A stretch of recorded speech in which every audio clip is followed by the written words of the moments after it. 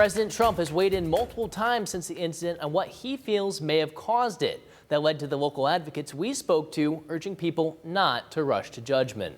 I'm so tired of listening to things happen to our country and then people say we'll do an investigation and 3 years later they come out with a report that nobody looks at. That was President Donald Trump in the Oval Office speaking to reporters right after the accident this week, looking for answers just like everyone else.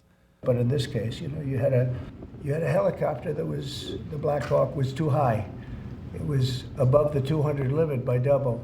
Local veteran activist Dave Gedman is also raising questions. Gedman served 8 years as a Black Hawk mechanic in the U.S. Army, and he says the flight pattern doesn't make any sense, and he wants to see the results of a full investigation. I know that our fighting forces, they like to think that their leadership has their back, and will at least let an investigation play out before they start placing blame. Meanwhile, blame has been thrown around, including by President Trump, who put the blame on DEI initiatives in the federal government. The FAA is actively recruiting workers who suffer severe intellectual disabilities, psychiatric problems, and other mental and physical conditions. But that doesn't sit right with Gedman. He says the rigors of being a pilot are as hard as it gets. Literally, Army aviation training never ends. On the maintenance side and on the flight side, it's constant. 365 days a year.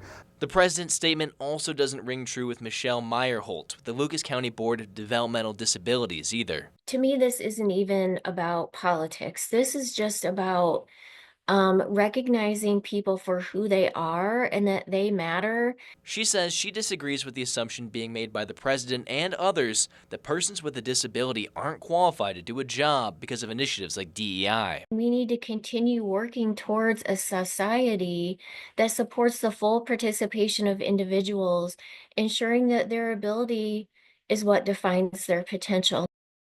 Recovery efforts were still underway in D.C. tonight, with officials saying that they have still not recovered all 67 victims.